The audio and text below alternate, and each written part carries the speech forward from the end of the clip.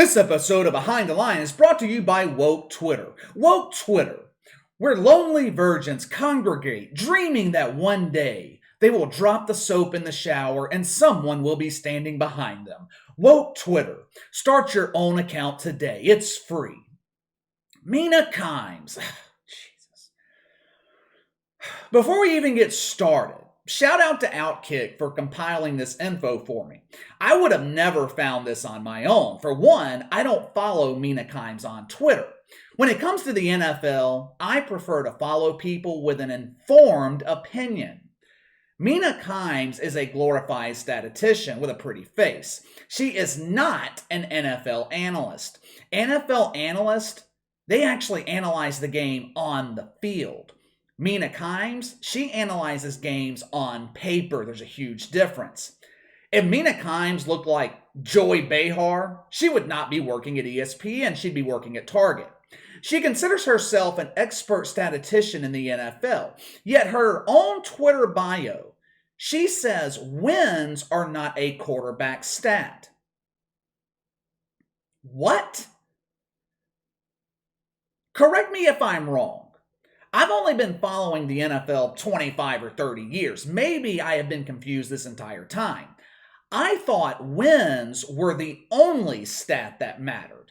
Tom Brady throws for 400 yards, 4 touchdowns, loses the game. Does anyone care? Outside the world of fantasy football and people like Mina Kimes, does anyone care? No. And the second reason I would have never known about this, had it not been for Outkick, I don't know who the fuck Laura Wagner is. I consider myself well-versed, very familiar with the world of the woke. Now, I didn't graduate from Woke U, but I'm self-educated in all things woke. I know how these people think. I'm fluent in their language. I know their culture, their favorite hangout spots. Twitter, the dark web, YouPorn, ESPN, homeless shelters, bridges, Star Wars conventions, all places you will find America's greatest losers. As familiar as I am with this subculture, even I have never heard of Laura Wagner. She is a former writer at Deadspin, Strike One. I forgot to mention Deadspin in my list of woke hangout places. That's because even social justice warriors don't read Deadspin. Laura Wagner is now a writer for Defector Media. Never heard of them either. I tried to check them out. They're behind a paywall. I have paid subscriptions to damn near every media outlet that requires it, but I just refuse to pay 99 cents per month for Defector Media. According to their Twitter page, Defector Media is the place to go for all the writers that you've been missing. Let me translate that from woke to English for you. Defector Media is the place to go for writers that you've never fucking heard of.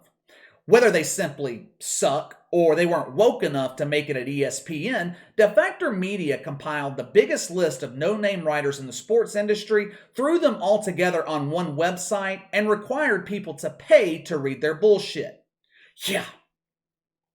Let me know how well that works out for you. There comes a time in everyone's life, whether you're a man or a woman, where you are faced with a decision. Is it time for me to grow up, or should I continue to behave like a child?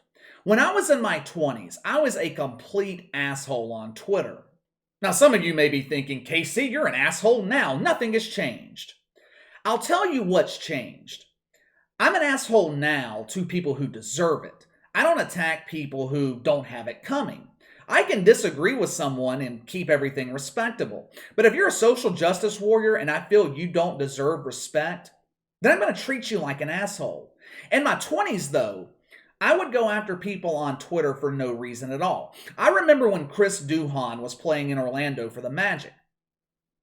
Chris Duhon was terrible, absolutely god-awful. Every night the Magic played, I would roast him on Twitter relentlessly. It got so bad. Not only did Chris Duhon block me, Jason Richardson came at me defending him. Dwight Howard did the same. This is no lie. I'm not making this up. Now, am I proud of the way I was acting? No. But eventually, I grew up, I matured, and I realized it's dumb attacking people or getting into arguments with people on Twitter. I mention all of that because Mina Kimes is 36 years old, my age, and she has not come to this realization yet. She also hasn't learned the concept of status. As you will see, Mina Kimes is so desperate for attention, so desperate to remain in the spotlight. She is willing to go after a sister in the fight for social justice unprovoked who doesn't have 1/10 of the following that she does. This is what I like to call attention-seeking behavior, which is one of the first courses they teach you at Woke U. Most colleges, freshman year, you start off with English, algebra, whatever the fuck, but not at Woke U. Freshman year, your first semester consists of how to seek attention, non-binary studies, how to use minorities to advance your agenda, and last but certainly not least, the dangers of heterosexuality. Check this out. Laura Wagner tweets something about one day writing an article about women in sports media who do nothing but crunch numbers. Now, she doesn't name who she's talking about, and to be honest, who fucking cares? No one's going to read the article anyway. Mina Kimes, she inserts herself into the conversation, accuses Laura Wagner of shitting on women in sports media, then she proceeds to shit on a woman in sports media. The hypocrisy of the woke never ends. Mina Kimes, she then claims, I know your tweet wasn't about me, but you're being a big bully. For starters, if you know the tweet wasn't about you, why are you replying in the first place? You guys that have been following me here for a while on the channel, you know how much I detest attention-seeking behavior. I can't stand when people insert their opinion for the sole purpose of getting attention on themselves. I don't believe this bullshit for 1 second. Mina Kimes absolutely thought this tweet was about her. When someone references a numbers cruncher in sports media, who is the first woman that you think of? Mina Kimes. And to her credit, she's great at what she does. She's great at analyzing numbers. But then it gets to the point where I actually agree with her. Mina Kimes said there are 90,000 things wrong in sports media right now. Yeah, I happen to agree 100%. Though my list of things wrong in sports media is vastly different than Mina Kimes. Let's see. What can I think of that is wrong in sports media? How about the fact that sports media is no longer about sports? It's like the rest of the mainstream media, agenda-driven. How about the fact unqualified people are filling roles they have absolutely no business filling? Guys like Rex Chapman, who was hired as an analyst for March Madness with the only qualification being he's woke. The tournament is just now starting today, and Rex Chapman has already proved to be a huge embarrassing failure. Now, he's not on the level of Bomani Jones just yet, but he's well on his way. Which brings me to my next problem in sports media. Guys like Keith Olbermann. Well, I guess that's a little bit of a stretch. Keith Olbermann, he's not really involved in any media anymore. Keith Olbermann is the Colin Kaepernick of the mainstream media. No one wants to fuck with him. Did you guys see his latest attempt at attention-seeking behavior? Yesterday, Clay Travis, he tweeted about the huge embarrassing failure known as Rex Chapman. Apparently, he sucked so bad in his analyst role that his fellow virgins on Twitter were roasting the shit out of him. Clay Travis claimed Rex Chapman was trending on Twitter. He was in the Men Who Shower Alone section. I guess Keith Olbermann was feeling lonely yesterday. Perhaps his cats went out to get laid, something Keith Olbermann has never done.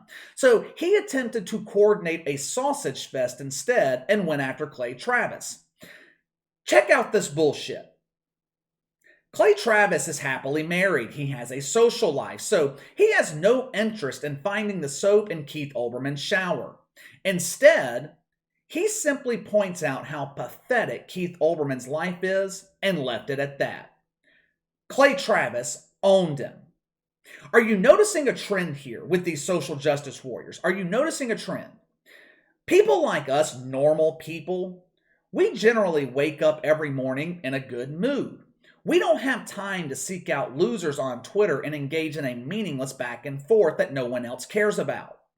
These people live a life of pure misery, which is why they are constantly seeking attention and validation. Mina Kimes put that on full display yesterday. But let me know what you guys think about this bullshit. Sound off in the comments below. Make sure to like and subscribe. Click the notification bell to receive all notifications from the channel. Best way to contact me is by email at btlkc84@gmail.com, kc_btl84 on Twitter. I'll see you guys later.